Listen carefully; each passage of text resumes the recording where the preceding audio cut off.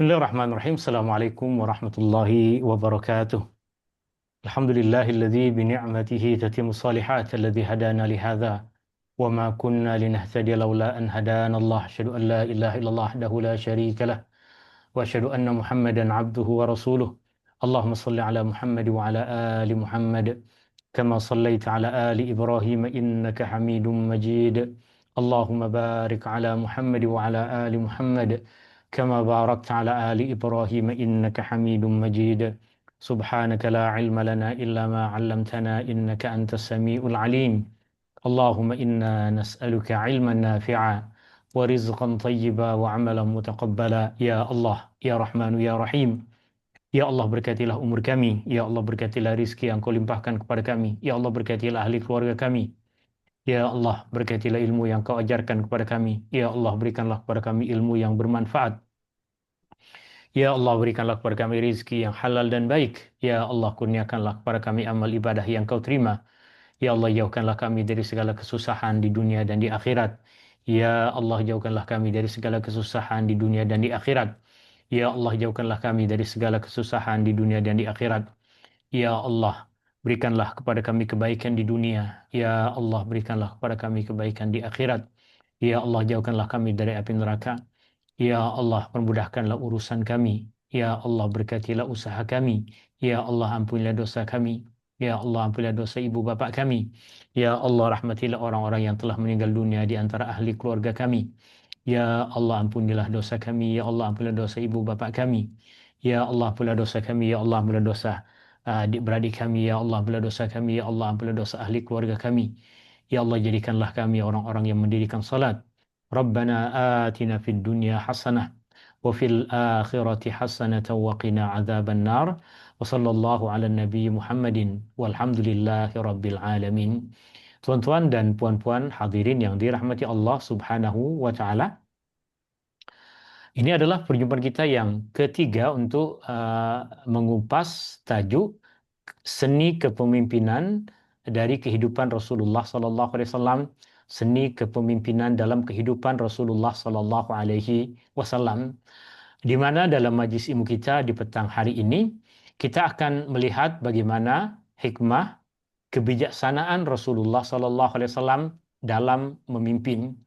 Kebijaksanaan Rasulullah sallallahu alaihi wasallam dalam memimpin ahli keluarganya, kebijaksanaan Rasulullah sallallahu alaihi wasallam dalam memimpin masyarakatnya, kebijaksanaan dan hikmah Rasulullah sallallahu alaihi wasallam dalam memimpin umatnya. Sayyidati wa sadati al-hudur al-kiram ikhwati fillah, hadha huwa al-liqa' al-thalis fi tahta unwan fan al-qiyadah min hayatin Nabi sallallahu alaihi wasallam. وموضوعنا في هذا اللقاء هو الحكمة في القيادة النبوية. نتعلم من حياة النبي صلى الله عليه وسلم الحكمة في القيادة. كيف كان النبي صلى الله عليه وسلم قائدا لأسرته، كيف كان النبي صلى الله عليه وسلم قائدا لمجتمعه، وكيف كان النبي صلى الله عليه وسلم قائدا في أمته. ومعنا الفاضل الأستاذ الشيخ منتصر عبد الباسط. كيف حالك يا أستاذنا؟ مرحبا، الله يحفظكم ويبارك فيكم. Tuan-tuan dan puan-puan yang dirahmati Allah Subhanahu wa taala, dan seperti biasa dalam majlis ilmu ini, jika tuan-tuan dan puan-puan ada apa-apa kemusykilan, ada apa-apa soalan, tuan-tuan dan puan-puan boleh tulis soalan di dalam chatroom yang ada di dalam Zoom meeting ini. Dan untuk mempersingkat masa, kita akan berikan tempat dan masa kepada guru kita Al-Fadhil Al-Ustadz Muntasir Abdul Basit. نعطي الفرصة كاملة لفضيلة الشيخ. تفضل يا أستاذنا. بارك الله فيكم. بسم الله الرحمن الرحيم، الحمد لله رب العالمين، الصلاة والسلام على أشرف المرسلين وخاتم النبيين ورحمة الله للعالمين سيدنا محمد وعلى آله وصحبه أجمعين.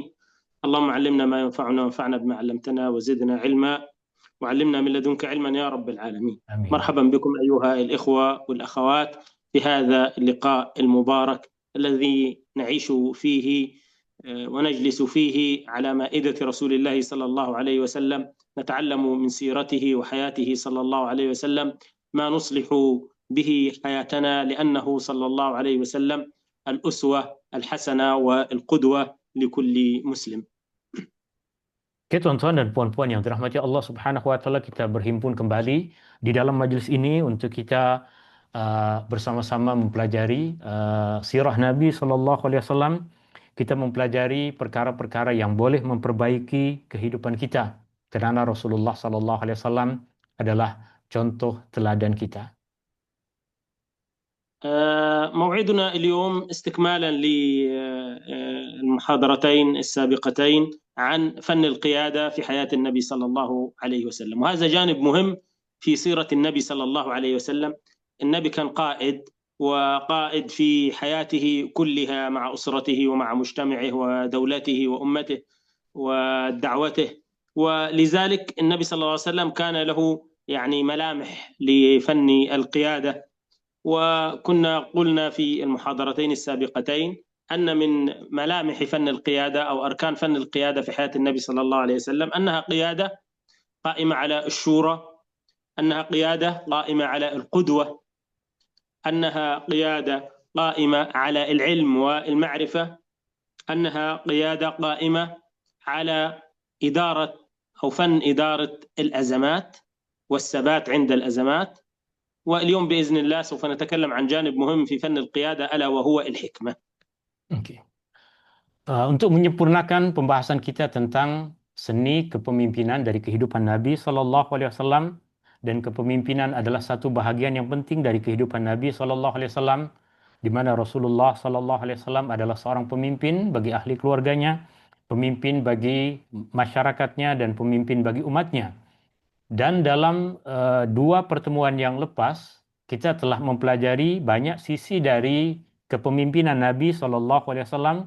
Yang pertama adalah kepemimpinan Nabi Sallallahu Alaihi Wasallam adalah kepemimpinan yang dibina di atas syura, di atas mengambil pandangan orang lain. Kemudian yang kedua, kepemimpinan Nabi Sallallahu Alaihi Wasallam adalah kepemimpinan yang dibina di atas al-qudwah, yaitu contoh teladan yang baik. Yang ketiga, kepemimpinan Nabi Sallallahu Alaihi Wasallam adalah kepemimpinan yang dibina di atas ilmu, ma'rifah, ilmu dan pengetahuan. Dan yang terakhir yang kita pelajari dalam pertemuan yang lepas adalah di antara seni kepemimpinan Nabi Sallallahu Alaihi Wasallam adalah kepandaian Nabi Sallallahu Alaihi Wasallam, kebijaksanaan Rasulullah Sallallahu Alaihi Wasallam dalam menghadapi krisis, dalam menghadapi permasalahan ketika Rasulullah Sallallahu Alaihi Wasallam memimpin umatnya. جانب الحكمة أيها الإخوة والأخوات جانب مهم جدا، ويعني كان تجليه في حياة النبي صلى الله عليه وسلم يعني عظيم. وما هي الحكمة؟ الحكمة هي عدم التعامل مع ظواهر الأمور، وإنما حساب للمآلات وترتيب الأمور حسب ما ستؤول إليه وحسب النتائج، وعدم التعامل مع ظاهر الأمور. هذه هي الحكمة، وكانت واضحة جدا في حياة النبي صلى الله عليه وسلم. Dan kebijaksanaan dalam kepemimpinan adalah perkara yang sangat penting. Dari kehidupan Nabi SAW kita akan mempelajari kebijaksanaan, kita akan mempelajari hikmah dalam kepemimpinan. Secara ringkas, hikmah dalam kepemimpinan maksudnya adalah Rasulullah SAW tidak berinteraksi dengan segala sesuatu hanya berasaskan kepada apa yang ternampak sahaja, hanya berasaskan kepada apa yang zahir sahaja, tetapi pandangan Nabi SAW jauh di sebalik itu. Apa perkara yang boleh memberikan kesan kepada perkara-perkara yang zahir tersebut. Artinya Rasulullah SAW ketika menghadapi satu peristiwa, menghadapi satu perkara, tidak melihat kepada apa yang ada di hadapannya sahaja, tapi pandangannya jauh ke hadapan. سنذكر إن شاء الله رب العالمين بعض المواقف من حكمة النبي صلى الله عليه وسلم كقائد. وأول هذه المواقف قبل بعثة النبي صلى الله عليه وسلم. النبي كان شابا في قريش، معروفا بأنه الأمين والصادق. وكانت هناك يعني مشكلة حصلت للكعبة، سيل جارف وتهدمت بعض أجزاء الكعبة، فقريش قررت إعادة بناء الكعبة مرة أخرى. المهم قاموا ببناء الكعبة، وهنا بعدما اكتمل البناء بقي مسألة وضع الحجر الأسود، أي من الذي سيتولى وضع الحجر الأسود في الكعبة، وهو يعني أشرف حجر في أحجار الكعبة. وهنا حدثت يعني مشكلة كبيرة بين قريش، وتنازعوا وكانوا أهل عصبية، وكل قبيلة تريد أن تنال هي شرف وضع الحجر الأسود في الكعبة، وكادوا أن يحدث بينهم قتال. Insya Allah kita akan menyebutkan beberapa peristiwa dalam kehidupan Nabi Shallallahu Alaihi Wasallam yang menunjukkan tentang hikmah, yang menunjukkan tentang kebijaksanaan Rasulullah Shallallahu Alaihi Wasallam. Peristiwa yang pertama, sebagai contoh, adalah peristiwa yang terjadi sebelum Nabi Shallallahu Alaihi Wasallam dilantik menjadi seorang nabi, di mana pada muda dahulu Rasulullah Shallallahu Alaihi Wasallam terkenal sebagai seorang yang terpercaya, terkenal sebagai seorang yang amanah, terkenal sebagai seorang yang jujur. Dan satu peristiwa besar telah terjadi di Mekah pada masa muda Nabi SAW, banjir besar yang menyebabkan hancurnya binaan Ka'bah.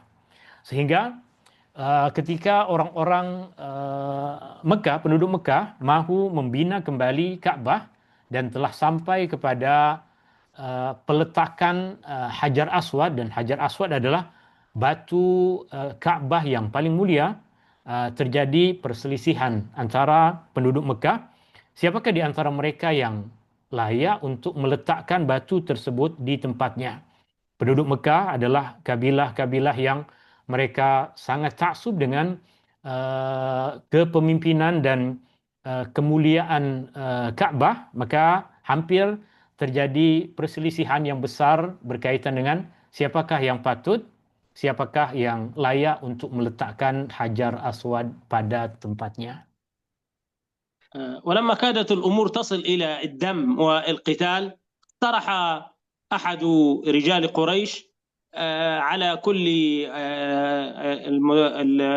الموجودين، اقترح عليهم أن يحكموا أول داخل عليهم في المسجد الحرام، أول داخل إلى الكعبة من باب بني شيبة، باب من أبواب الحرم، قالوا نحكمه ونرضى بحكمه.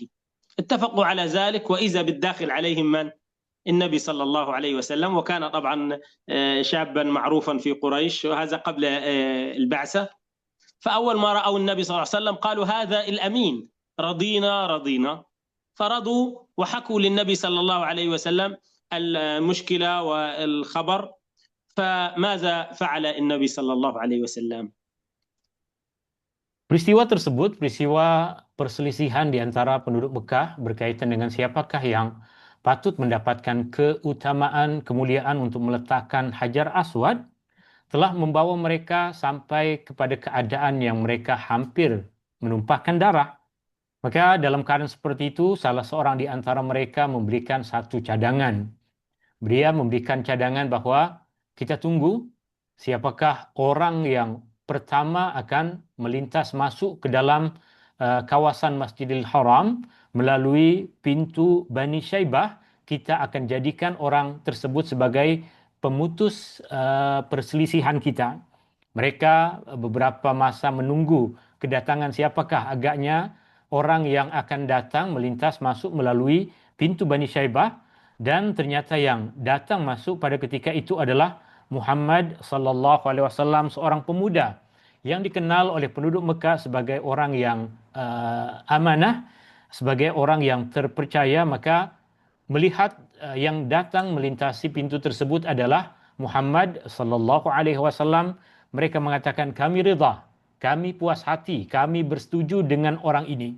Biarlah pemuda ini, pemuda yang terpercaya ini, pemuda Al-Amin ini yang membuat keputusan, yang menjadi pemutus, yang menjadi penentu siapakah yang layak di antara kita untuk meletakkan Hajar Aswad di tempatnya. قال لهم النبي صلى الله عليه وسلم ائتوني بثوب، فأحضروا له ثوب قطعة من القماش كبيرة، فوضع النبي صلى الله عليه وسلم الحجر الأسود في وسط هذا الثوب، ثم قال تمسك كل مندوب قبيلة، كل واحد من قبيلة من قبائل قريش يمسك طرفا من الثوب، ثم رفعوا جميعا الثوب بالحجر حتى إذا كان عند موضع الحجر رفعوه إلى مستوى مكانه، أمسكه النبي صلى الله عليه وسلم بيده الشريفة ووضع الحجر الأسود. وكانت هذه الطريقة الحكيمة هي التي وأدت الفتنة وأراحت كل القبائل، ونال الجميع شرف وضع الحجر الأسود ورفعه إلى مكانه، وذلك يعني بحكمة النبي صلى الله عليه وسلم. Maka yang dicadangkan oleh pemuda tersebut yaitu Muhammad sallallahu alaihi wasallam adalah agar mereka membawakan kepadanya satu helai kain. Maka mereka memberikan kain kepada Rasulullah sallallahu alaihi wasallam, diletakkan Hajar Aswad di tengah-tengah kain tersebut. Lalu Rasulullah sallallahu alaihi wasallam dengan kebijaksanaannya, dengan hikmahnya meminta kepada wakil dari masing-masing kabilah untuk memegang pada masing-masing penghujung kain tersebut untuk bersama-sama mendapatkan kemuliaan untuk mengangkat Hajar Aswad untuk dibawa di tempat asalnya.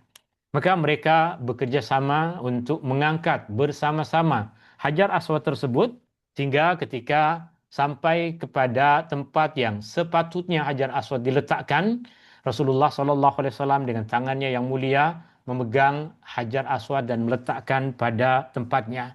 Tentunya kebijaksanaan Rasulullah SAW telah memberikan ketenangan kepada mereka semua, yang dalam keadaan seperti itu mereka semua merasa mendapatkan kemuliaan yang sama untuk bersama-sama mengangkat Hajar Aswad dan membawanya kepada tempat asalnya. الموقف الثاني موقف الحكمة في حياة النبي صلى الله عليه وسلم الاجتماعية، ألا وهو موقف زواجه من السيدة خديجة رضي الله عنها. النبي صلى الله عليه وسلم كان شابا عنده يعني سنه 25 عاما، والسيدة خديجة كانت أكبر من النبي صلى الله عليه وسلم ببضع سنوات، لكن عندما يعني علم النبي أنها توافق على الزواج منه وافق النبي صلى الله عليه وسلم بلا تردد، رغم أنها أكبر منه سنا، لكن كانت حكمته في ذلك صلى الله عليه وسلم هو رجاحة عقل السيدة خديجة ومكانتها وأخلاقها، فقدم هذه الأخلاق والمعاني على غيرها مما يقدمه الشباب، فكانت بركة السيدة خديجة في حياة النبي صلى الله عليه وسلم معروفة، وأثرها في حياته صلى الله عليه وسلم معروف، وذلك ببركة حكمته في اختياره السيدة خديجة للزواج منها. Peristiwa kedua yang menunjukkan kebijaksanaan Rasulullah SAW dalam mengambil keputusan dalam menentukan sikap adalah peristiwa perkahwinan Rasulullah SAW dengan Khadijah radhiyallahu anha, di mana Rasulullah SAW pada ketika itu masih berusia muda dalam umur 25 tahun, sedangkan Khadijah pada masa itu berumur lebih tua dibandingkan dengan Rasulullah SAW. Tapi karena Rasulullah SAW melihat pada diri Khadijah akal fikiran yang sempurna, kemudian kedudukan yang tinggi di dalam masyarakat, serta akhlaknya yang mulia, maka Rasulullah SAW memilih Khadijah sebagai pasangan hidup Rasulullah SAW. Dan kita ketahui kesan yang baik dari perkahwinan Rasulullah SAW dengan Khadijah radhiyallahu anha, bagaimana kesan kebaikan yang diberikan oleh Khadijah dalam perjuangan dakwah Rasulullah sallallahu alaihi wasallam.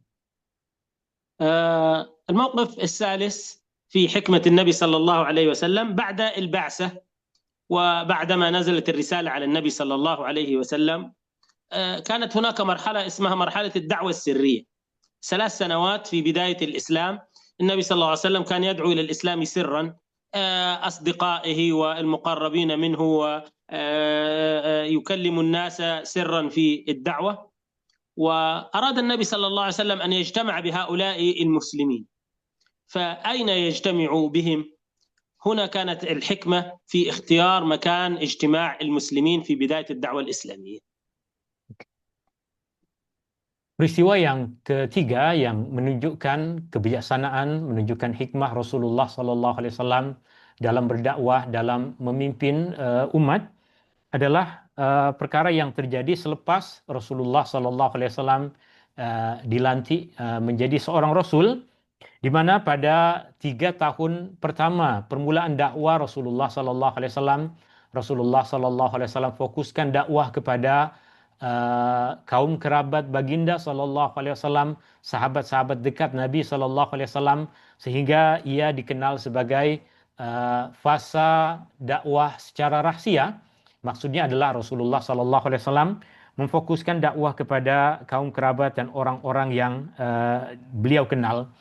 Dan di antara perkara yang menunjukkan kebijaksanaan Rasulullah Sallallahu Alaihi Wasallam dalam tempoh masa ini adalah pemilihan tempat untuk orang-orang yang baru mendapatkan seruan dakwah dari Rasulullah Sallallahu Alaihi Wasallam, orang-orang yang baru beriman ini untuk berhimpun, pemilihan tempat untuk mereka berhimpun. اختار النبي صلى الله عليه وسلم أن يجتمع بالمسلمين في دار الأرقم ابن أبي الأرقم المخزومي، وذلك لعدة أسباب تبين لك حكمة النبي صلى الله عليه وسلم. السبب الأول أنه الأرقم كان شابا صغيرا في السن ولم يكن معروفا إسلامه. الأرقم كان عنده حوالي 16 عاما ولم يكن مشهورا أنه معروف يعني إنه أسلم. السبب الثاني أن داره هذه كانت يعني في أطراف مكة وفي موضع مشهور عند جبل الصفا، فالناس كثيرا يتحركون في هذا المكان ولا يكشف يعني المسلم من غير المسلم لكثرة حركة الناس في هذا المكان عند بيت الأرقم. Rasulullah Sallallahu Alaihi Wasallam memilih untuk berhimpun bersama dengan para sahabatnya di rumah seorang pemuda yang bernama Al-Arqam bin Abil Arqam Al-Makhzumi radhiyallahu an, dan dia adalah seorang pemuda yang masih sangat muda, yang dijangkakan umurnya pada ketika itu baru 16 tahun. Dan di antara bukti kebijaksanaan Rasulullah Sallallahu Alaihi Wasallam dalam pemilihan tempat ini adalah ia adalah yang pertama, dia bukanlah seorang pemuda yang banyak dikenal oleh masyarakat Quraisy. Tetapi tempat di mana dia tinggal adalah tempat yang tidak jauh dari laluan orang-orang penduduk Mekah, dan tempatnya tidak jauh berada di dekat Bukit Safa, tidak jauh dari Bukit Safa, di mana orang akan selalu mesti melintasi tempat tersebut, orang yang kenal dan orang yang tidak dikenal, sehingga mereka tidak memiliki apapun kecurigaan berkaitan dengan tempat tersebut, karena semua orang mesti akan melintasi kawasan itu. وكذلك الأرقم من بني مخزوم، وهي قبيلة كبيرة من أشرف قبائل قريش، ومنها يعني أبو جهل. المهم أنه لم يكشف هذا المكان العبقري الذي اختاره النبي صلى الله عليه وسلم للدعوة، وظل النبي يعلم الصحابة في دار الأرقم، فلم يكشف هذا المكان أبدا، وذلك لحكمة اختيار النبي صلى الله عليه وسلم للدار ولصاحب الدار. Dan terlebih lagi Al-Arqam bin Abil Arqam adalah berasal dari kabilah Bani Makhzum, satu kabilah besar di Mekah, di mana salah seorang dari kabilah tersebut yang di antara yang terkenal adalah Abu Jahal. Maka Rasulullah Sallallahu Alaihi Wasallam, kebijaksanaan hikmah Rasulullah Sallallahu Alaihi Wasallam dalam pemilihan tempat tersebut, di mana di tempat itulah Rasulullah Sallallahu Alaihi Wasallam berhimpun dengan para sahabat untuk Rasulullah Sallallahu Alaihi Wasallam mengajarkan kepada mereka tentang agama, dan perhimpunan mereka di tempat ini tak pernah diketahui oleh penduduk Mekah sehingga akhir kehidupan Rasulullah Sallallahu Alaihi Wasallam di Mekah. ثم نأتي إلى هجرة النبي صلى الله عليه وسلم. في أثناء الهجرة النبي صلى الله عليه وسلم كانت له حكمة بالغة. أولا اختيار الصاحب الذي سيهاجر معه، اختار أبا بكر، وأبو بكر معروف بذكائه وبشدة يعني محبته للنبي صلى الله عليه وسلم. وكما يقولون دائما: اختر الرفيق قبل الطريق، اختر الرفيق قبل الطريق. هذا من الحكمة. ثم بعد ذلك في أثناء الهجرة النبي صلى الله عليه وسلم يأخذ بالأسباب ويختبئ في غار ثور 3 ليال حتى يهدأ طلب المشركين للنبي صلى الله عليه وسلم وصاحبه، ويجعل أهل بيت أبي بكر يأتونه بالأخبار وبالطعام وبالشراب بطريقة ذكية جدا، ويأتي راعي الغنم فيخفي الآثار، ويأتي ابن أبي بكر بالأخبار، والنبي صلى الله عليه وسلم يشرب من لبن الأغنام التي يعني يأتي بها الراعي. وكانت يعني حكمة بالغة في طريقة هجرة النبي صلى الله عليه وسلم وأخذه بالأسباب في هذه الهجرة الناجحة بفضل حكمة النبي صلى الله عليه وسلم. توفيق الله عز وجل. Yang keempat, yang menunjukkan kebijaksanaan Rasulullah Sallallahu Alaihi Wasallam adalah perkara yang berkaitan dengan peristiwa hijrah Rasulullah Sallallahu Alaihi Wasallam. Bentuk kebijaksanaan, bentuk hikmah pertama dalam perjalanan hijrah Nabi Sallallahu Alaihi Wasallam adalah memilih rakan yang tepat untuk menemani Nabi Sallallahu Alaihi Wasallam dalam perjalanan yang mulia. Rasulullah Sallallahu Alaihi Wasallam memilih sahabat baginda Abu Bakar As-Siddiq radhiyallahu an, di mana pemilihan rekan untuk berhijrah adalah satu perkara penting dalam perjalanan hijrah Nabi Sallallahu Alaihi Wasallam. Sebagaimana orang Arab dulu mengatakan, pilihlah sahabatmu di dalam perjalanan sebelum engkau memulakan perjalanan. Kemudian hikmah yang kedua dalam perjalanan hijrah Nabi Sallallahu Alaihi Wasallam adalah Rasulullah Sallallahu Alaihi Wasallam melakukan segala usaha untuk membuat perjalanan ini lancar dan selamat. Di antaranya adalah Rasulullah Sallallahu Alaihi Wasallam bersama dengan Abu Bakar bersembunyi di Goa Thaur, untuk tempoh beberapa masa, di mana di tempat tersebut Rasulullah Sallallahu Alaihi Wasallam menunggu keadaan menjadi tenang sebelum menyambung perjalanan pergi ke Madinah. Dan selama Rasulullah Sallallahu Alaihi Wasallam duduk bersama dengan Abu Bakar di dalam Gua Thawr yang tidak jauh dari Mekah, Rasulullah Sallallahu Alaihi Wasallam akan sentiasa mendapatkan berita dari keluarga Abu Bakar yang akan sentiasa datang. Anak perempuan kepada Abu Bakar yaitu Asma, dia akan sentiasa datang kepada Rasulullah Sallallahu Alaihi Wasallam dan kepada ayahnya yaitu Abu Bakar untuk membawakan makanan dan untuk membawa berita berkaitan dengan apa yang perkembangan yang terjadi di dalam Mekah pada ketika itu. Dan juga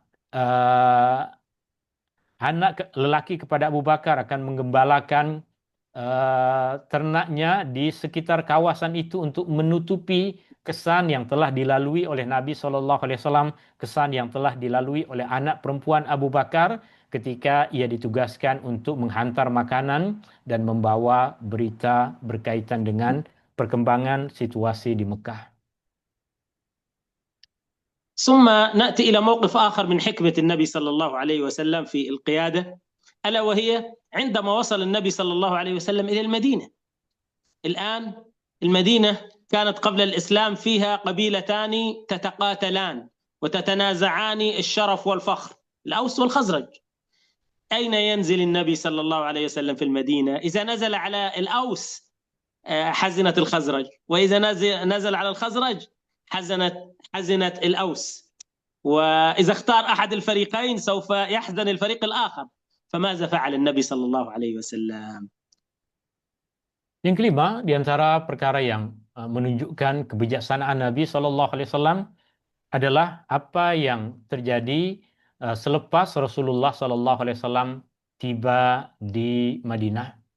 Perlu kita ingat kembali bahwa di Madinah pada masa itu ada dua kabilah Arab besar, yaitu kabilah Aus dan kabilah Khazraj. Dua kabilah ini pada masa jahiliyah mereka selalu berperang dan selalu terjadi permusuhan di antara dua perkara ini. Tapi ketika mereka dah masuk Islam dan Rasulullah Sallallahu Alaihi Wasallam, di manakah Nabi Sallallahu Alaihi Wasallam akan tinggal?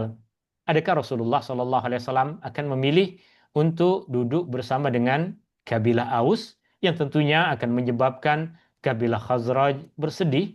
Ataukah Nabi Sallallahu Alaihi Wasallam akan duduk bersama dengan kabilah Khazraj yang tentunya akan membuat kabilah Aus cemburu dengan kemuliaan yang didapatkan oleh kabilah Khazraj? Di manakah Nabi Sallallahu Alaihi Wasallam memilih untuk tinggal?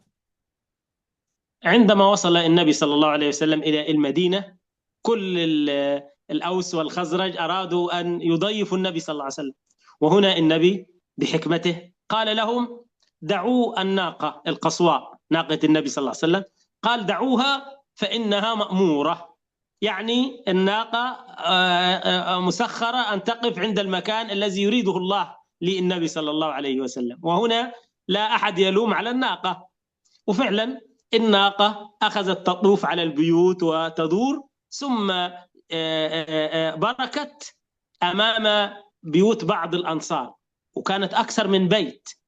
فالنبي صلى الله عليه وسلم تزاحم عليه أهل هذه البيوت وهذه المنطقة إلا رجل واحد، هو سيدنا أبو أيوب الأنصاري، واسمه خالد بن زيد.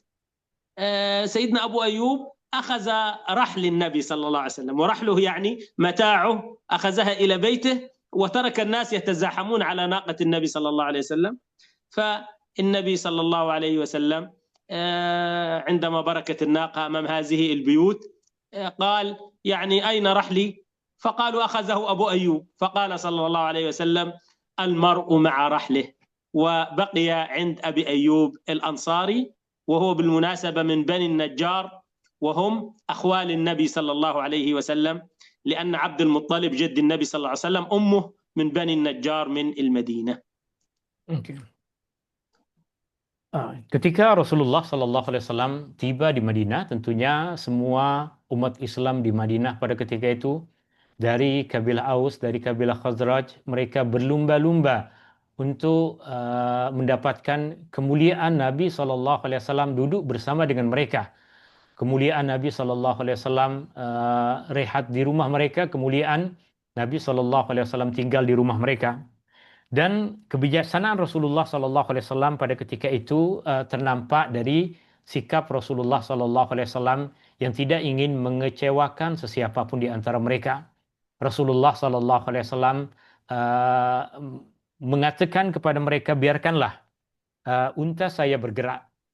Biarkanlah unta saya bergerak, biarlah dia menentukan ke rumah siapakah aku akan singgah, aku akan menetap. Maka bergerak unta tersebut, unta Rasulullah Sallallahu Alaihi Wasallam berpindah dari satu kawasan ke kawasan yang lain, dari satu rumah ke rumah yang lain, sehinggalah unta tersebut akhirnya berhenti di satu kawasan yang berhampiran dengan beberapa rumah.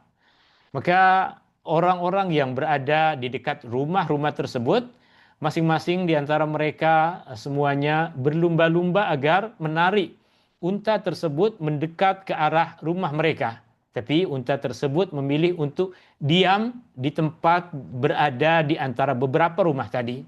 Dan pada ketika itu seorang sahabat Nabi SAW, Abu Ayyub Al-Ansari radhiyallahu an, menyaksikan ketika semua jiran-jirannya dan Abu Ayyub di antara orang yang rumahnya berdekatan dengan unta itu pada ketika itu, ketika semua jiran-jiran sibuk dengan unta Rasulullah SAW, Abu Ayyub sibukkan diri dengan membawa barang-barang bekal milik Rasulullah SAW dan membawanya ke rumah beliau. Maka ketika Rasulullah SAW bertanya, mana barang-barang bawaanku, mana bekal-bekalku, mereka mengatakan ia dibawa oleh Abu Ayyub Al-Ansari radhiyallahu an. Maka kemudian Rasulullah SAW mengatakan seseorang patut ikut dengan bekal yang dia bawa. Maka Rasulullah SAW kemudian memilih untuk rehat di rumah Abu Ayyub Al-Ansari. Dan Abu Ayyub Al-Ansari adalah berasal dari keluarga Bani Najjar, di mana perlu kita ketahui bahwa ibunda Rasulullah Sallallahu Alaihi Wasallam, nenek Rasulullah Sallallahu Alaihi Wasallam adalah berasal dari kabilah Bani Najjar. ثم تستمر حكمة النبي صلى الله عليه وسلم عند مقامه عند أبي أيوب الأنصاري رضي الله عنه. البيوت كانت من دورين، الدور الأول والدور الثاني. فسيدنا أبو أيوب قال يعني لا نرتفع فوق النبي صلى الله عليه وسلم، وأنت يا رسول الله تكون في الدور الثاني وأنا وزوجتي نكون في الدور الأول. وهنا يعني تظهر حكمة النبي صلى الله عليه وسلم. النبي قال له لا، بل أريد أنا أن أكون في الدور الأول لأنه أرفق بنا وبمن يغشانا. يعني هناك زوار كثير سيزورون النبي صلى الله عليه وسلم، يتعرفون عليه ويتعرفون على الإسلام. فلو سكن النبي في الدور الثاني، كل من يريد أن يزور النبي لابد أن يمر على الدور الأول، ويعني هذا إزعاج لأبي أيوب وزوجه. فالنبي صلى الله عليه وسلم اختار أن يكون هو في الدور الأول، وصمم وقرر أن يكون أبو أيوب الأنصاري وزوجه أم أيوب في الدور الثاني، وكان هذا من حكمة النبي صلى الله عليه وسلم وأرفق بالزوار.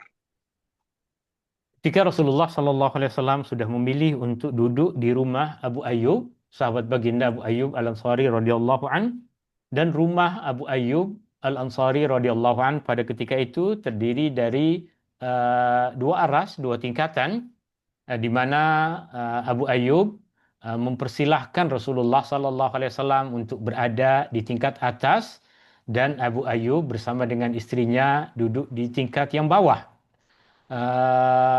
Kerana Abu Ayyub merasa bahwa dia tidak layak, dia tidak patut untuk berada di tempat yang lebih tinggi daripada Rasulullah Sallallahu Alaihi Wasallam.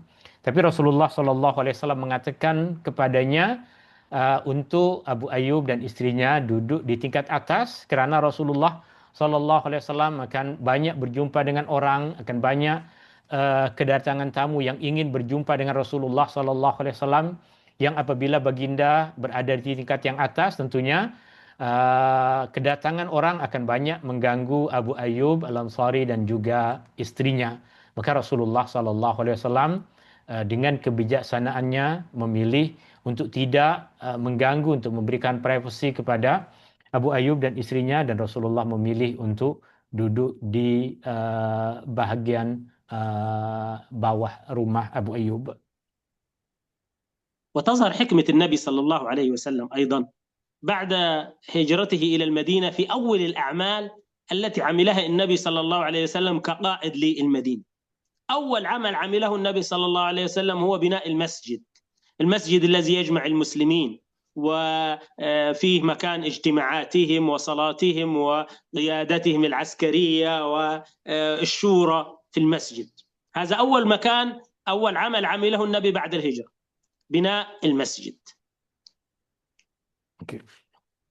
Juga di antara yang menunjukkan hikmah Nabi Sallallahu Alaihi Wasallam, kebijaksanaan Rasulullah Sallallahu Alaihi Wasallam selepas hijrah adalah perkara pertama yang dilakukan oleh Rasulullah Sallallahu Alaihi Wasallam selepas hijrah ke Madinah, selepas baginda Sallallahu Alaihi Wasallam menetap di Madinah adalah membina masjid. Masjid sebagai satu simbol persatuan umat Islam, masjid sebagai tempat berhimpun umat Islam untuk beribadah, tempat untuk umat Islam membincangkan tentang perkara mereka. Maka kebijaksanaan Rasulullah Sallallahu Alaihi Wasallam untuk menjadikan perkara pertama yang dilakukan oleh Rasulullah Sallallahu Alaihi Wasallam ketika duduk di Madinah adalah membina masjid. ثم العمل الثاني الذي تتجلى فيه حكمة النبي صلى الله عليه وسلم هو المؤاخاة. عمل مؤاخاة بين المهاجرين والأنصار، حتى يساعد الأنصار أهل البلد يساعدون إخوانهم من المهاجرين، ثم يتعرفون عليهم وعلى الإسلام وعلى رحلة الإسلام يعني وقصته في مكة. فكانت هذه المؤاخاة بين المهاجرين والأنصار هي العمل الثاني الذي عمله النبي صلى الله عليه وسلم، والذي يبين حكمة النبي صلى الله عليه وسلم. Dan perkara kedua yang dilakukan oleh Nabi Shallallahu Alaihi Wasallam ketika duduk di Madinah adalah mempersaudarakan antara kaum muhajirin dengan kaum ansar, di mana di sebalik persaudaraan yang dibina, yang diikat oleh Rasulullah Sallallahu Alaihi Wasallam antara kaum Muhajirin dan Ansar. Di dalamnya terdapat dua hikmah yang besar. Yang pertama adalah untuk membantu kaum Muhajirin yang semua kita ketahui mereka berhijrah tanpa membawa harta benda. Dan yang kedua adalah agar kaum muhajirin boleh mengajarkan kepada kaum ansar perkara-perkara agama yang telah mereka pelajari dari Rasulullah Sallallahu Alaihi Wasallam, yang telah mereka pelajari dari Rasulullah Sallallahu Alaihi Wasallam semasa mereka duduk di Mekah. Ini adalah uh, perkara kedua yang menunjukkan kebijaksanaan Nabi Sallallahu Alaihi Wasallam, yaitu mempersaudarakan antara kaum muhajirin dan al-ansar. والعمل الثالث الذي عمله النبي صلى الله عليه وسلم في المدينة مباشرة عند وصوله هو وضع دستور مكتوب، وثيقة مكتوبة للعلاقات بين المسلمين وبين غيرهم. كان موجود غير المسلمين من المشركين الذين بقوا على دينهم في المدينة، وكان هناك اليهود الذين هم قبائل قوية وكبيرة، بني قريظة وبني قينقاع وبني النضير. فالنبي صلى الله عليه وسلم كان من أول الأعمال التي عملها عند وصوله للمدينة أن كتب دستورا ووثيقة في المعاملات بين المسلمين وبين غير المسلمين، سواء من المشركين أو من اليهود، حتى يكون كل العلاقات واضحة ومكتوبة وموثقة. Perkara ketiga yang dilakukan oleh Rasulullah Sallallahu Alaihi Wasallam ketika Rasulullah Sallallahu Alaihi Wasallam berada di Madinah adalah Rasulullah Sallallahu Alaihi Wasallam membuat undang-undang, membuat aturan yang mengatur hubungan antara umat Islam, antara orang-orang yang berkekalan pada agama mereka dan antara orang-orang Yahudi, di mana pada masa itu di Madinah ada 3 kabilah besar Yahudi, Banu Qainuqa, Banu Quraidah dan Banu Nadir. Rasulullah Sallallahu Alaihi Wasallam menulis yang kita kenal sebagai Piagam Madinah, undang-undang yang mengatur hubungan antara tiap bahagian masyarakat yang berada di Madinah pada ketika itu. هذه الأعمال الثلاثة يعني تبين لك حكمة النبي صلى الله عليه وسلم كقائد للمدينة. بمجرد وصوله إلى المدينة بنى المسجد وهو مكان العبادة واجتماع المسلمين، وأسس للعلاقات الاجتماعية بين المسلمين وبعضهم، وللعلاقات الخارجية بين المسلمين وغيرهم. فكانت هذه أسس الدولة بمجرد هجرة النبي ووصوله إلى المدينة، وهذا يبين حكمة النبي صلى الله عليه وسلم في قيادة المسلمين. 3 perkara besar yang dilakukan oleh Rasulullah Sallallahu Alaihi Wasallam selepas Rasulullah Sallallahu Alaihi Wasallam duduk di Madinah, yang menunjukkan tentang kebijaksanaan, yang menunjukkan hikmah Rasulullah Sallallahu Alaihi Wasallam sebagai seorang pemimpin, yaitu yang pertama tadi adalah membina masjid, dan yang kedua adalah membina asas persatuan antara umat Islam, yaitu dengan Rasulullah Sallallahu Alaihi Wasallam mempersaudarakan antara mereka, antara kaum muhajirin dengan kaum ansar. Dan yang ketiga adalah membina satu undang-undang untuk mengatur hubungan setiap bahagian di dalam masyarakat antara umat Islam dengan orang bukan Islam, antara umat Islam dengan orang-orang Yahudi. 3 perkara ini adalah di antara perkara-perkara besar yang menunjukkan kebijaksanaan Rasulullah Sallallahu Alaihi Wasallam sebagai seorang pemimpin. ثم بعد ذلك تتجلى حكمة النبي صلى الله عليه وسلم في التعامل مع الفئة التي برزت في المدينة، ألا وهي المنافقين. هؤلاء الذين لم يستطيعوا مواجهة الإسلام علانية فأعلنوا إسلامهم في الظاهر وأخفوا الكفر في الباطن في نفوسهم، وكانوا يعني يخططون لإفساد العلاقة بين المسلمين ولنشر الفتن والمشكلات فيما بين المسلمين. كيف تعامل النبي صلى الله عليه وسلم مع هؤلاء المنافقين؟ Kemudian menjadi nampak dan jelas hikmah Nabi Sallallahu Alaihi Wasallam, kebijaksanaan Rasulullah Sallallahu Alaihi Wasallam dalam memimpin, berkaitan dengan bagaimana Rasulullah Sallallahu Alaihi Wasallam berinteraksi dengan golongan orang-orang munafik, orang-orang yang berpura-pura masuk Islam, orang-orang yang menzahirkan diri masuk Islam, padahal mereka dulu merencanakan untuk melakukan keburukan kepada umat Islam, berencana untuk melakukan keburukan kepada agama Islam, bagaimanakah Rasulullah Sallallahu Alaihi Wasallam berinteraksi dengan mereka? أول تعامل للنبي صلى الله عليه وسلم بالحكمة مع المنافقين هو أنه كان يقبل الإسلام ممن أظهر الإسلام. لماذا؟ لأن الحكم بالظاهر، لنا الظاهر والله يتولى السرائر، فكل من أعلن الإسلام النبي صلى الله عليه وسلم حسبه من المسلمين رغم علمه بالغيب من عند الله أن هؤلاء منافقين، لكن كانت معاملتهم في الظاهر معاملة المسلمين، لأن الإسلام في كل من يقول لا إله إلا الله محمد رسول الله يعتبر مسلما، فكان النبي صلى الله عليه وسلم يعاملهم بالظاهر أولا. Oke. Di antara kebijaksanaan Rasulullah Sallallahu Alaihi Wasallam dalam berinteraksi dengan golongan orang munafik adalah Rasulullah Sallallahu Alaihi Wasallam menerima Islam dari sesiapapun yang menzahirkan diri sebagai Islam.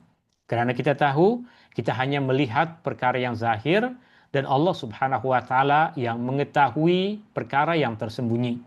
Meskipun Allah Subhanahu Wa Taala seringkali memberitahu kepada Rasulullah Sallallahu Alaihi Wasallam berkaitan dengan perkara-perkara yang dirahasiakan oleh golongan orang-orang munafik.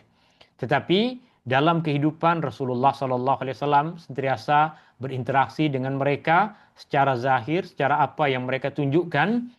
Rasulullah Sallallahu Alaihi Wasallam berinteraksi kepada semua orang yang mengucapkan dua kalimat syahadah, mengakui mereka sebagai golongan orang-orang Islam.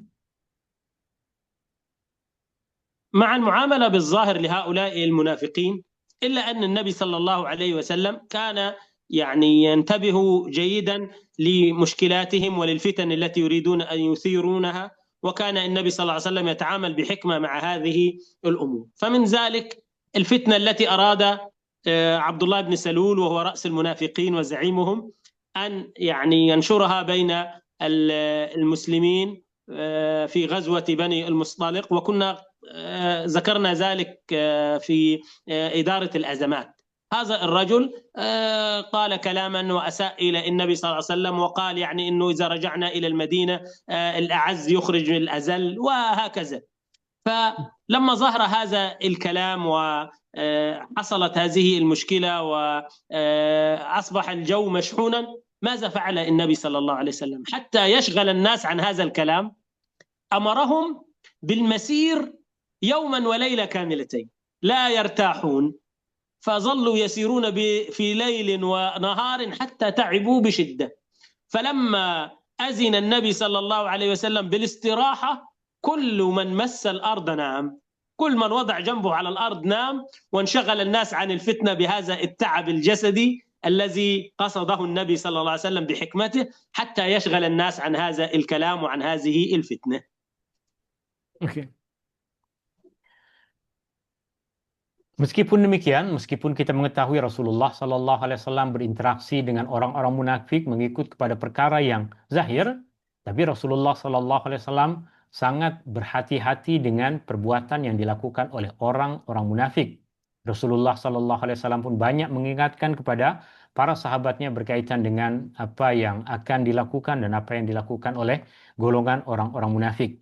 Di antara peristiwa besar yang terjadi, yang pernah kita kupas ketika membahas bagaimana Rasulullah Sallallahu Alaihi Wasallam berinteraksi dengan bagaimana Rasulullah Sallallahu Alaihi Wasallam berinteraksi dengan keburukan, perkara-perkara besar keburukan yang terjadi adalah perkara yang terjadi dalam peristiwa perjalanan peperangan dengan Bani Mustaliq, di mana Abdullah bin Ubay ibnu Salul telah mengucapkan perkataan yang buruk tentang Rasulullah Sallallahu Alaihi Wasallam, di mana dia telah mengatakan bahwa orang yang mulia, yaitu aku, akan menghalau dari Madinah orang yang hina, yaitu Rasulullah Sallallahu Alaihi Wasallam. Dia menganggap bahwa Rasulullah adalah orang yang hina yang akan dihalau oleh orang yang mulia, yaitu pemimpin kepada golongan orang-orang munafik ini. Tapi Rasulullah Sallallahu Alaihi Wasallam dengan kebijaksanaannya, Rasulullah Sallallahu Alaihi Wasallam tidak mahu agar kata-kata yang diucapkan oleh orang munafik tersebut menyebabkan terjadinya perpecahan di antara umat Islam. Maka dalam perjalanan tersebut Rasulullah SAW perintahkan semua orang, di mana dalam perjalanan tersebut ada orang munafik dan ada para sahabat Nabi SAW, untuk mereka berjalan 1 hari 1 malam tanpa berehat, agar mereka disibukkan dengan perkara yang lain, tidak disibukkan dengan kata-kata yang diucapkan oleh orang-orang munafik. Dengan demikian mudah bagi Rasulullah SAW untuk menjauhkan kemuskilan ini, menjauhkan keburukan dari perkataan orang-orang munafik, sehingga dengan Rasulullah SAW memerintahkan mereka untuk terus bergerak. Ketika sampai kepada satu destinasi, mereka pun dah penat, mereka terus rehat tanpa mereka disibukkan kembali dengan kata-kata yang disebarkan oleh golongan orang-orang munafik tadi.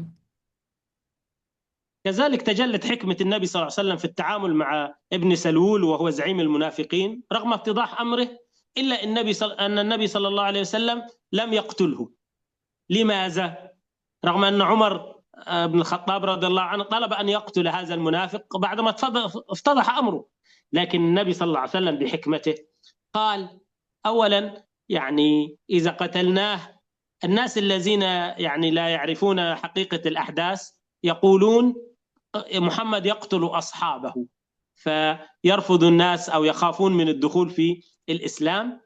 والشيء الثاني أن النبي صلى الله عليه وسلم خشي أن تتعصب، والعصبية موجودة، أن تتعصب يعني قبيلته وبعض الناس يتعصبون له بعدما يقتل فتحدث فتنة بين المسلمين، فتركه النبي صلى الله عليه وسلم ورفض أن يقتله. لكن بعد ذلك تجلت حكمة النبي في أن الناس ابتعدوا عنه، لأن من يقترب منه كان يصبح مشبوها بالنفاق، وانزوى وحده حتى مات، ويعني انتهت فتنته بحكمة النبي صلى الله عليه وسلم. Rasulullah SAW meskipun telah mengetahui keburukan yang dilakukan oleh pemimpin orang munafik ini, Rasulullah SAW tidak menjatuhkan hukuman ke atas orang tersebut. Rasulullah SAW tidak mengikuti apa yang dicadangkan oleh Umar bin Khattab radhiyallahu an untuk menjatuhkan hukuman mati ke atas pemimpin orang munafik ini. Di mana kebijaksanaan Rasulullah SAW yang Rasulullah SAW tidak melakukan apa yang dicadangkan oleh Umar, kerana kita melihat padanya ada 2 hikmah utama. Yang pertama, orang-orang di luar sana yang tidak mengetahui keadaan boleh jadi menyangka bahwa Muhammad telah pun menghukum mati sahabatnya sendiri, kerana bagi orang di luar sana, siapapun yang berada di Madinah, sama ada orang Islam ataupun orang munafik, semua mereka anggap sebagai sahabat kepada Rasulullah SAW.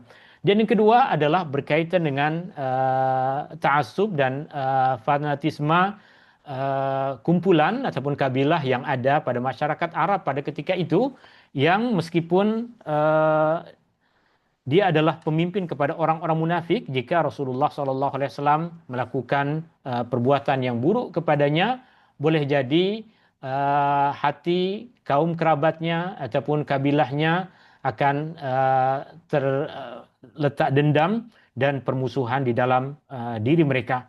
Maka Rasulullah SAW memilih untuk membiarkannya dan memilih untuk menjauhkan diri dari pemimpin orang munafik tersebut.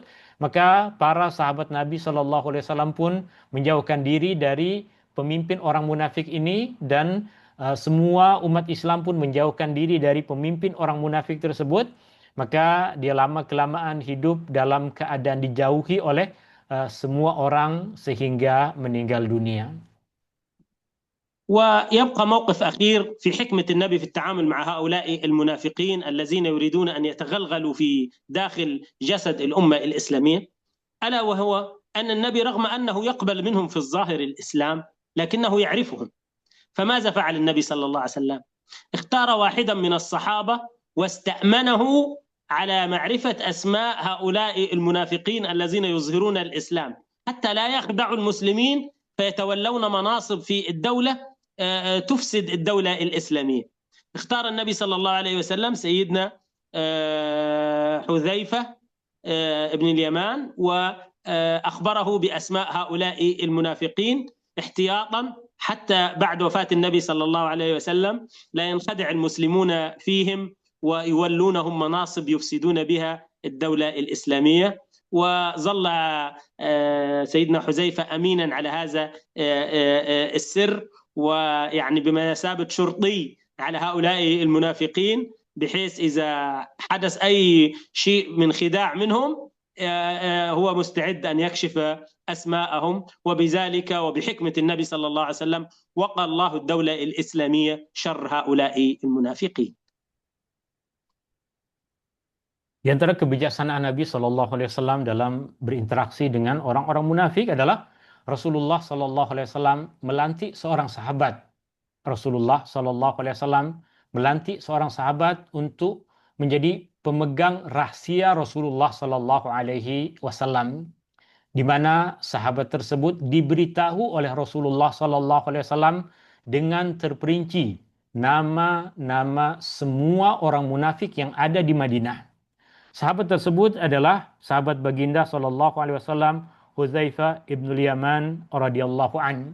Sehingga sahabat ini dijadikan oleh Rasulullah Shallallahu Alaihi Wasallam sebagai seorang pemegang rahasia Rasulullah Shallallahu Alaihi Wasallam berkaitan dengan hakikat orang-orang munafik. Dia boleh mengenal nama-nama orang munafik yang ada di Madinah pada ketika itu dengan terperinci, sehingga para sahabat jika ketiadaan Rasulullah Shallallahu Alaihi Wasallam boleh memilih orang untuk menjadi pemimpin apabila orang tersebut tidak mendapatkan bantahan dari Hudzaifah ibn Yaman radhiyallahu an. Karena selepas kematian Rasulullah Shallallahu Alaihi Wasallam tentunya sudah tiada lagi sesiapa yang boleh mengetahui perkara yang gaib. Tiada lagi sesiapa yang mengetahui tentang orang-orang munafik melainkan Hudzaifah ibn Yaman. Sehingga dengan demikian Allah Subhanahu wa taala memelihara umat Islam. Allah Subhanahu wa taala memelihara agama Islam dengan orang-orang yang dilantik menjadi pemimpin selepas kematian Rasulullah sallallahu alaihi wasallam sudah dapat dipastikan bukan berasal dari golongan orang-orang munafik, karena orang-orang tersebut telah dipersetujui oleh Hudzaifah ibnul Yaman untuk menjadi pemimpin, sebab dia adalah orang yang mengetahui rahasia dari Rasulullah sallallahu alaihi wasallam berkaitan dengan orang-orang yang tidak layak untuk menjadi pemimpin, yaitu golongan orang-orang munafik. كذلك حكمة النبي صلى الله عليه وسلم لم تكن في القيادة الاجتماعية للدولة فقط، وإنما كذلك القيادة العسكرية. ويعني أذكر لكم يعني بعض المواقف في حكمة النبي صلى الله عليه وسلم في القيادة العسكرية. أول هذه المواقف في غزوة أحد. بعد الهزيمة من غزوة أحد النبي صلى الله عليه وسلم رجع إلى المدينة وباتوا الليلة، وفي الفجر في نفس ليلة غزوة أحد بعد العودة النبي صلى الله عليه وسلم أمر الصحابة الجرحى والمصابين وغيرهم، أمرهم جميعا بالخروج خلف المشركين في غزوة اسمها حمراء الأسد. لماذا؟ حتى لا يفكر المشركون في العودة إلى المدينة للقضاء على المسلمين نهائيا. وفعلا بسبب هذه الفكرة النبوية الحكيمة المشركون خشوا أن يتحول نصرهم إلى هزيمة، ولما رأوا المسلمين يخرجون خلفهم فأكملوا الطريق إلى مكة ولم يعودوا إلى المدينة ببركة حكمة النبي صلى الله عليه وسلم العسكرية. Juga di antara hikmah Nabi Shallallahu Alaihi Wasallam bukan sahaja kebijaksanaan Rasulullah Shallallahu Alaihi Wasallam berkaitan dengan kehidupan sosial, tapi juga kebijaksanaan hikmah Rasulullah Shallallahu Alaihi Wasallam dalam kepemimpinan di dalam peperangan.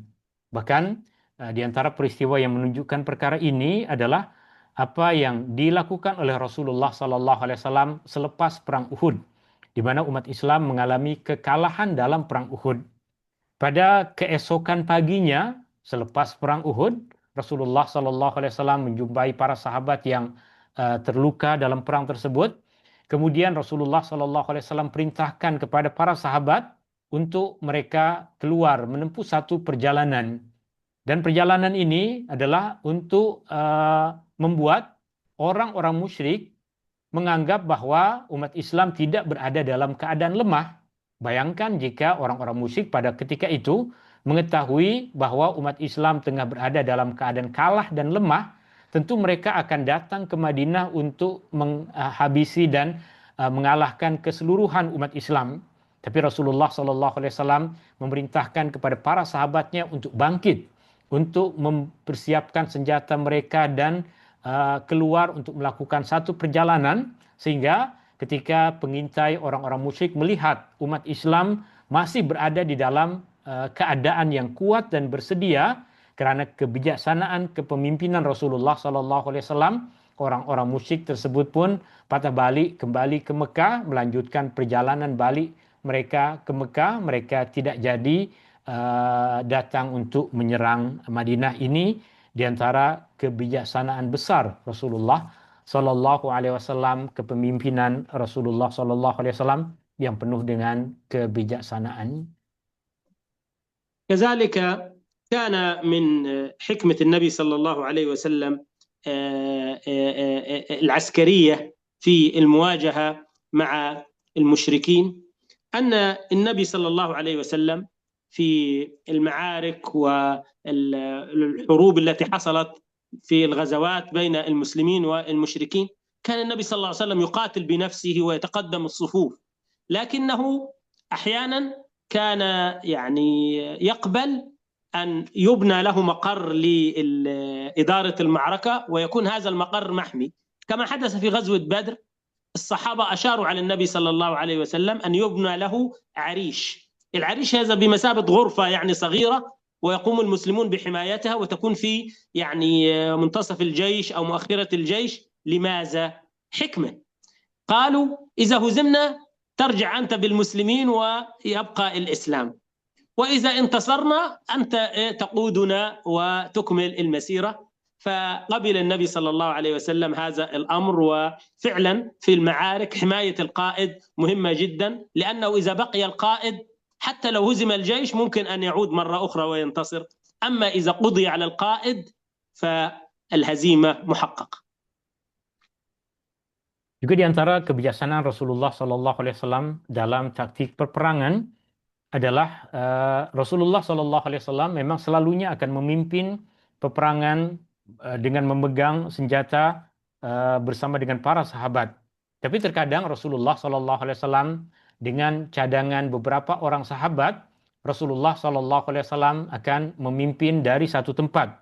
Misalnya di dalam perang Badar, Rasulullah SAW dibinakan satu tenda untuk Rasulullah SAW, yang dari tenda tersebutlah Rasulullah SAW memimpin peperangan, sehingga para sahabat berkata kepada Rasulullah SAW, jika kami menang, kemenangan ini adalah untuk kita semua. Tapi jika kami kalah ya Rasulullah, maka engkau bersama dengan para sahabat yang lain boleh kembali ke Madinah untuk melanjutkan perjuangan. Dan ini tentunya satu kebijaksanaan, karena apabila seorang pemimpin terkalahkan di dalam satu peperangan, maka seluruh pasukan akan kalah. Tapi apabila pemimpin terlindung dan terpelihara, meskipun pasukan tersebut kalah, seperti yang terjadi di dalam perang Uhud, maka pemimpin masih ada kemampuan untuk menghimpunkan kembali pasukan agar mendapatkan kemenangan dalam peperangan yang lain. كذلك كان من حكمة النبي صلى الله عليه وسلم العسكرية أنه إذا أراد غزوة من الغزوات كان يوري بغيرها، يعني لا يبين إلى أين سيتجه. يعني كان يقول كلام يحتمل معنيين، بحيث أنه لا يكون كذب ولا يفضح الحقيقة ولا يكشف توجه النبي صلى الله عليه وسلم إلى مكان معين. وهذا من حكمة النبي صلى الله عليه وسلم العسكرية، وهذه كانت قاعدة في كل معارك النبي صلى الله عليه وسلم ما عدا معركة واحدة، ألا وهي غزوة تبوك. النبي أعلن وأظهر المكان وعرفهم به، وذلك لماذا؟ لبعد المكان، لبعد مشقة المكان وبعده وصعوبته، فالنبي أخبرهم من البداية إلى أين سيتوجه. فقط لتبوك لظروف خاصة، أما غير تبوك فكان النبي صلى الله عليه وسلم لا يكشف اتجاهه إلى أين أبدا. Di antara kebijaksanaan Rasulullah Shallallahu Alaihi Wasallam dalam memimpin peperangan adalah Rasulullah Shallallahu Alaihi Wasallam tidak akan mengumumkan kepada masyarakat, kepada umat Islam pada ketika itu, kemana hala tuju mereka di dalam peperangan itu, kemana Rasulullah Shallallahu Alaihi Wasallam akan membawa pasukan itu. Tentunya Rasulullah Shallallahu Alaihi Wasallam melakukan demikian untuk menjaga kerahasiaan agar berita tersebut tidak sampai kepada pihak musuh. Dalam setiap peperangan ini yang menjadi kaidah yang digunakan oleh Rasulullah Sallallahu Alaihi Wasallam. Rasulullah Sallallahu Alaihi Wasallam tidak menyebutkan destinasi kemana pasukan tersebut akan bergerak, kemana pasukan tersebut akan menghala, kecuali pada satu peperangan, yaitu dalam perang Tabuk. Perang Tabuk satu-satunya perang yang Rasulullah Sallallahu Alaihi Wasallam membuat pengumuman kepada umat Islam kemana destinasi mereka. Destinasi mereka adalah menuju Tabuk karena ia terjadi pada satu perkara yang sangat pada masa yang sangat susah dan perjalanan yang sangat jauh. Maka Rasulullah Sallallahu Alaihi Wasallam hanya dalam perang Tabuk yang Rasulullah Sallallahu Alaihi Wasallam mengumumkan kepada semua orang kemana destinasi perjalanan mereka. Adapun pada perang-perang yang lain Rasulullah Sallallahu Alaihi Wasallam hanya berbicara kepada orang-orang tertentu sahaja yang boleh menjaga rahasia. Rasulullah Sallallahu Alaihi Wasallam akan menyebutkan kepada umat Islam secara umum tentang kepentingan untuk berjuang di jalan Allah tanpa Rasulullah Sallallahu Alaihi Wasallam mendedahkan kepada mereka kemana destinasi yang akan dituju oleh Rasulullah Sallallahu Alaihi Wasallam dan pasukan tersebut.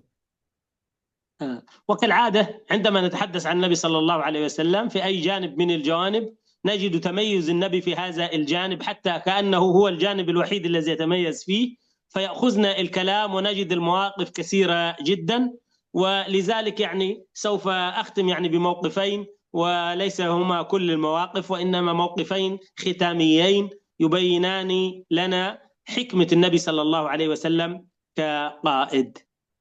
Dan tentunya seperti biasa ketika kita mempelajari tentang satu bahagian dari kehidupan Nabi Shallallahu Alaihi Wasallam, maka kita akan melihat banyaknya perkara-perkara di dalam kehidupan Nabi Shallallahu Alaihi Wasallam yang berkaitan dengan satu sisi dalam sirah dalam kehidupan Rasulullah Shallallahu Alaihi Wasallam. Dan di dalam kepemimpinan, kebijaksanaan kepemimpinan Rasulullah Shallallahu Alaihi Wasallam, tentunya banyak sekali peristiwa-peristiwa di dalam sejarah Nabi Shallallahu Alaihi Wasallam, dan kita akan menutup majelis dengan dua perkara menarik berkaitan dengan isu yang tengah kita kupas ini. الموقف الأول في صلح الحديبية عندما النبي صلى الله عليه وسلم قرر أن يعقد الصلح مع قريش، وفي بنود الصلح وفي كتابة وثيقة الصلح رفض المشركون أن يكتبوا بسم الله الرحمن الرحيم، وقالوا نكتب باسمك اللهم، فوافق النبي صلى الله عليه وسلم حتى تنجح المفاوضات وينجح الصلح. ثم بعد ذلك المشركين رفضوا أن يكتبوا هذا ما اتفق عليه أو عهد عليه محمد رسول الله، قالوا لا نعلم أنك رسول الله، ولو نعلم أنك رسول الله لاتبعناك، اكتب محمد اسمك واسم أبيك، هذا ما اتفق عليه محمد بن عبد الله. الصحابة رفضوا والموقف كان شديد، لكن النبي صلى الله عليه وسلم بحكمته لم يرد أن يفسد الاتفاق بسبب هذه الأمور يعني الشكلية، فقال والله إنني رسول الله ولو كذبتموني، وقال اكتب هذا محمد بن اتفق عليه محمد بن عبد الله، ومسح بيده الشريفة، طلب أن يروه المكان الكتابة، ومسح بيده الشريفة كلمة محمد رسول الله، وكتب أو جعل الصحابة يكتبون محمد بن عبد الله بدلا منها. وهنا تتجلى حكمة النبي صلى الله عليه وسلم في أنه لم يرد أن يفسد اتفاق الصلح بسبب هذه الأمور الشكلية، وهذا من حكمة النبي صلى الله عليه وسلم. Di antara peristiwa yang terjadi adalah berkaitan dengan perjanjian Hudaybiyah, di mana Rasulullah Sallallahu Alaihi Wasallam memutuskan untuk membuat perjanjian dengan orang-orang musyrik di tempat yang kita kenal sebagai Hudaybiyah, di mana perkara-perkara yang telah ditulis ditolak oleh orang-orang musyrik. Di antara perkara yang ditolak oleh orang-orang musyrik yang dicadangkan oleh juru tulis Rasulullah sallallahu alaihi wasallam adalah perkataan Bismillahirrahmanirrahim, di mana orang-orang musyrik tidak mengenal dan tidak mengiktiraf nama Ar-Rahman dan nama Ar-Rahim. Mereka memutuskan, mereka meminta kepada Rasulullah untuk menukar perkataan Bismillahirrahmanirrahim dengan perkataan Bismikallahumma. Kemudian Rasulullah SAW bersetuju dengan perkara itu. Artinya Bismikallahumma ke, Bismillahi ke, Bismillahirrahmanirrahim, semua tertuju kepada Allah. Kemudian yang kedua adalah orang-orang musyrik, mereka menolak ketika di dalam surat perjanjian tersebut tertulis perkataan ini adalah perkara yang telah disepakati oleh Muhammad Rasulullah. Mereka menolak perkataan Rasulullah. Mereka mengatakan jika kami tahu engkau adalah Rasulullah, jika kami yakin bahwa engkau adalah Rasulullah, maka kami tidak akan memerangimu.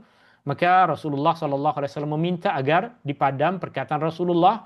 Mereka meminta agar dia menulis nama Muhammad dan nama ayahnya, yaitu Muhammad bin Abdullah. Para sahabat pada permulaannya kecewa dan menolak perkara ini.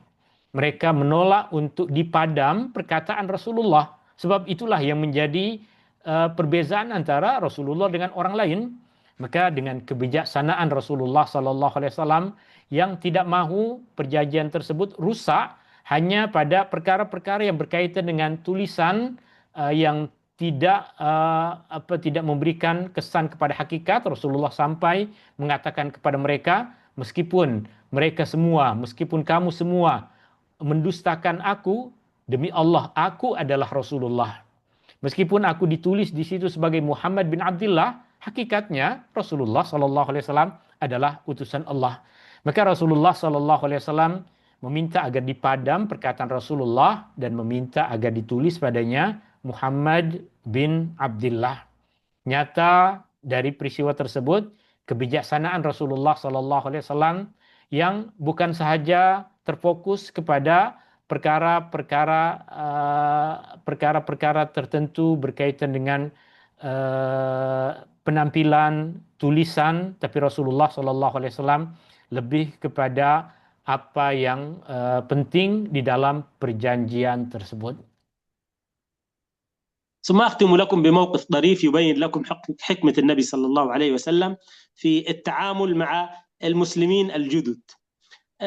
كان الأعراب يعني يعيشون في الصحراء، ليست عندهم عادات المدينة الحضرية، وكانت الصحراء يعني واسعة، فإذا أراد الرجل يعني مثلا يعني عزكم الله أن يتبول يجلس في أي ناحية ويتبول والأرض تشرب الماء. لكن الأعراب لم يفرقوا بين هذه الأرض الصحراء وبين مسجد النبي صلى الله عليه وسلم. ومسجد النبي كان عبارة عن أرض مفروشة بالأحجار والرمال، وليست هناك سجاد ولا حصر ولا أي شيء من هذا. فجاء أحد الأعراب إلى مسجد النبي صلى الله عليه وسلم ثم أراد أن يتبول، فأخذ ناحية في مسجد النبي وقام بالتبول. Di antara perkara menarik yang menunjukkan kebijaksanaan Rasulullah SAW adalah perkara yang terjadi dengan orang yang baru mengenal Islam, di antara orang-orang Arab Badu yang tentunya mereka hidup di padang pasir yang luas, di mana mereka yang hidup di padang pasir yang luas, mereka menganggap bahwa tempat di padang pasir ini adalah tempat yang mereka boleh gunakan untuk buang hajat, sebab pasir tersebut akan segera menghilangkan kesan dari kencing mereka. Dan mereka ketika datang ke Madinah, ada di antara mereka yang tak dapat membezakan mana padang pasir dan mana Masjid Nabi SAW, kerana Masjid Nabi SAW pada ketika itu adalah masjid yang hamparannya adalah tanah dan pasir. Mereka tidak boleh membezakan antara masjid dengan padang pasir, sehingga ketika salah seorang di antara mereka mahu buang hajat, mahu kencing, mereka pergi ke salah satu bahagian di dalam masjid Nabi SAW dan mahu melakukan perbuatan itu.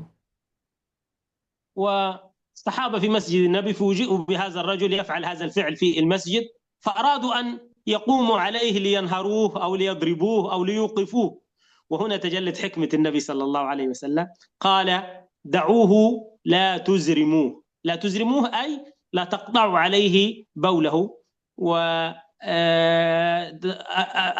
عليه سجلا من ماء، يعني بعد ما ينتهي أريقوا عليه ماء، إناء من الماء الطاهر، فيطهر هذا الماء والأرض تشرب الماء ويصبح المكان طاهرا مرة أخرى. وفي هذا الفعل النبوي حكمة بالغة في التعامل مع هذا الموقف ظريف. Para sahabat tentunya melihat peristiwa tersebut, mereka mahu melakukan perbuatan yang buruk kepada orang tadi. Mereka mahu menghalau, mahu memukulnya, tapi Rasulullah SAW dengan kasih sayang dan kebijaksanaannya, Rasulullah SAW berkata kepada para sahabat, biarkan dia, jangan halang dia daripada melakukan apa yang dia mahu lakukan. Rasulullah SAW perintahkan kepada para sahabat, selepas orang tadi melakukan perbuatan tadi yaitu kencing di dalam masjid Nabi SAW, Rasulullah SAW perintahkan kepada para sahabat untuk membawa satu baldi air dan menyiramkannya pada najis tersebut, dan najis tersebut akan masuk ke dalam tanah terbawa bersama dengan air, dan dengan demikian kawasan tersebut kembali menjadi suci. Demikianlah perbuatan Nabi SAW yang dilakukan dengan kebijaksanaan. Rasulullah SAW melakukan perbuatan yang menunjukkan sifat dia sebagai seorang Nabi yang bijaksana, yang penuh dengan hikmah. وطبعا في هذا الموقف حكمة بالغة من النبي صلى الله عليه وسلم. أولا النبي صلى الله عليه وسلم أراد ألا يغضب هذا الرجل إذا ما قطعوا عليه يعني أثناء قضائه حاجته، فذلك سيغضبه وربما يعني تحدث مشكلة أكبر. الشيء الثاني أنهم لو قطعوا عليه أثناء البول فهذا سيؤذيه جسديا، فالنبي أراد ألا يتأذى الرجل. الشيء الثالث أن هذا الرجل لو قطع عليه أثناء البول فربما ينجس مكان واسع وينجس ثيابه وتحدث مشكلة أكبر. لكن حكمة النبي صلى الله عليه وسلم جعلت هذا الموقف يمر بسلام. وهكذا القائد، حكمته أو حكمة النبي صلى الله عليه وسلم كانت في كل مجال، سواء المجال الاجتماعي أو المجال العسكري أو المجال الدعوي. حكمة كأنك تتعامل مع يعني حكيم فقط. وهكذا النبي في كل مجال من مجالات حياته متميز، لأنه الأسوة والقدوة صلى الله عليه وسلم في كل حياته. ونسأل الله سبحانه وتعالى أن يرزقنا حسن الاقتداء بالنبي صلى الله عليه وسلم. Dari peristiwa tadi kita melihat 3 hikmah dari perbuatan Rasulullah SAW pada perkara yang Nabi biarkan orang tadi kencing di dalam masjid Nabi SAW. Yang pertama adalah dengan perbuatan Nabi SAW, Rasulullah SAW tidak membuat orang tadi menjadi malu dan marah. Artinya Nabi SAW tidak membuat orang tadi menjadi malu dan marah. Yang kedua, jika orang tadi dihentikan dari perbuatannya, boleh jadi akan mengganggu keadaan dirinya. Artinya boleh jadi menahan kencing akan menyebabkan keburukan terjadi pada tubuh badannya. Dan yang ketiga, jika perkara yang diinginkan oleh para sahabat dilakukan oleh para sahabat, boleh jadi orang tadi akan bergerak dan lari yang menyebabkan najisnya justru akan tersebar ke tempat yang lebih luas. Demikianlah dari peristiwa-peristiwa tadi kita melihat kebijaksanaan Rasulullah SAW bukan saja pada kehidupan sosial, bukan saja dalam kepemimpinan Rasulullah SAW dalam peperang, tapi kita melihat keistimewaan Rasulullah SAW dalam memimpin ada pada setiap bahagian di dalam kehidupan Rasulullah Sallallahu Alaihi Wasallam. وفي الختام، هل انتهت ملامح فن القيادة عند النبي صلى الله عليه وسلم؟ لا، ما زال لدي الكثير من خزانة حكمة النبي صلى الله عليه وسلم وفن قيادته صلى الله عليه وسلم للمسلمين وللدولة الإسلامية. وإن شاء الله الأسبوع القادم بإذن الله، حتى يعني أشوقكم إلى المحاضرة القادمة، سوف نتكلم عن جانب آخر من ملامح فن القيادة في حياة النبي صلى الله عليه وسلم، ألا وهو معرفة النبي صلى الله عليه وسلم بصفات أصحابه وبقدراتهم وبخبراتهم وحسن توظيفه لهذه القدرات والخبرات كقائد للأمة الإسلامية وللدولة الإسلامية. نسأل الله سبحانه وتعالى أن يرزقنا جميعا العلم النافع، وبارك الله فيكم وجزاكم الله خيرا. Oke, dan tentunya masih banyak perkara-perkara yang berkaitan dengan seni kepemimpinan dari kehidupan Nabi Shallallahu Alaihi Wasallam. Dan insya Allah dalam pertemuan yang akan datang kita akan membahas satu perkara yang sangat penting dalam kepemimpinan Rasulullah Shallallahu Alaihi Wasallam, yaitu kepandaian Rasulullah Shallallahu Alaihi Wasallam mengenal pasti sifat-sifat para sahabat, sifat-sifat orang yang dipimpinnya. Tentunya sangat penting bagi seorang pemimpin untuk mengenal karakteristik dan sifat orang-orang yang berada di bawah kepemimpinannya. Apa kepakaran mereka, apa kepandaian mereka, apa kesukaan mereka, apa kemampuan mereka, apa yang mereka tidak mampu. Yang tentunya perkara ini sangat penting untuk diketahui oleh seorang pemimpin. Oke, dan terima kasih tuan-tuan dan puan-puan yang dirahmati Allah Subhanahu wa taala. Dengan demikian kita telah sampai kepada penghujung pertemuan kita. Semoga dari apa yang kita pelajari ada manfaat, ada kebaikannya. Wa bihadza qad wasalna ila khitami hadza al-liqa wa arju an nastafid an qad istafattum min hadza al-liqa wa jazakumullahu khairan wa ila liqa'in akhar insyaallah. Terima kasih, syukran Fadilatul Ustaz Muntasir Abdul Basit. Ila liqa wa fi riayatillah. Nakhtim hadzal majlis bi subhanakallahumma wa bihamdika asyhadu an la ilaha illa ant astaghfiruka wa atubu ilaik. Syukran. Assalamualaikum warahmatullahi wabarakatuh. Waalaikumsalam warahmatullahi wabarakatuh. جزاكم الله خيرا يا أستاذ.